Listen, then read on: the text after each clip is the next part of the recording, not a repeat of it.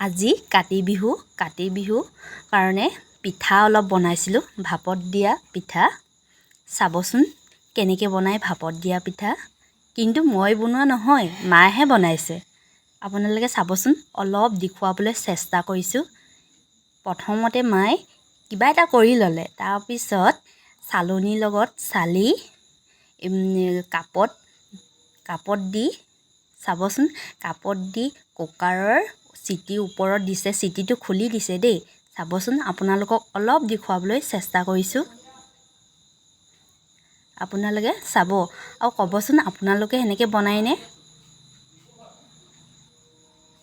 এয়া আমাৰ চিটিত দিয়া হৈছে 5 টকীয়া কফি কাপ। আপোনালোকে তাতকৈ ডাঙৰ লওঁ বুলি ক'লেও পাৰিব। মায়ে থৈ গ'ল, মই অলপ চাইছোঁ। মই ইমান বিশেষ নাজানো, মই মায়ে বনাই থকাই দেখিছোঁ, কিন্তু আজিলৈকে নিজে বনাই পোৱা নাই। এয়া সিজিবৰ কাৰণে অলপ তাৰ ওপৰতে গ্লাছ এটা দি দিলে 1 মিনিটৰ কাৰণে। মাক সুধিলোঁ মই এইটো হ'ল নাই, মায়ে ক'লে এইটো হৈ গ'ল। ইমান পটককেনে হৈ গ'ল।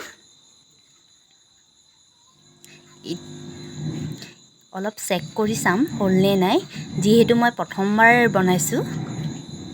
মায়ে ক'লে হ'ল। এতিয়া বস্তুটো নমাম।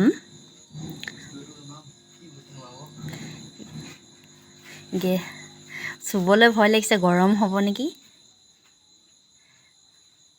কিন্তু ইমান গৰমো নহয়। এয়া মই নমালোঁ।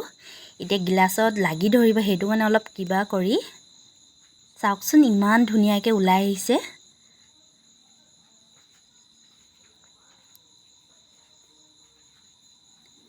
এইটো আগতে মায়ে বনাই থৈ দিছিলে, কিন্তু গিলাচৰ পৰা ওলোৱা নাছিলে। এইকেইটাও মই ওলাই দিছোঁ। খাই ইমানেই ধুনীয়া লাগে। এইটো আপোনালোকে ঘৰতে সহজতে বনাব পাৰিব। পিঠাগুড়ি চাউল খুন্দি বেলেগ আপুনি যি দিব বিচাৰে, ঘিউ, নাৰিকল, চেনি। আমাৰ চাহ বনোৱা আগতে হৈ গ'ল। এতিয়া এইটো চাই লওকচোন, পিঠাগুড়িটো কেনেকৈ বনাই থৈছে। মায়েতো আকৌ পিছতকৈ বনাব। আমি এতিয়া খাবলৈ ল'ম। এয়া চাওক পিঠাগুড়িটো আমাৰ এয়া প্লেটত বহা হৈ গ'ল। আমাৰ এয়া তেল পিঠা অলপ বনালোঁ লগতে। চাওকচোন, এইপিনে আমাৰ পোৱালি খাবলৈ একদম ৰেডি হৈ আছে। আগতীয়া একদম খাবলৈ ৰেডি। অলপ দেখুৱাইছোঁ ভালকৈ। এয়া আমাৰ বুট মাহ, নাৰিকল, তাতে বাদামো দিয়া হৈছে।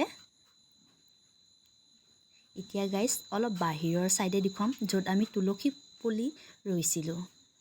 অলপ আন্ধাৰ, যিহেতু দেউতা নাই লাইট ফিটিং কৰিবলৈ। এয়া হৈছে ঔটেঙাৰ চাকি। চাবচোন, এয়া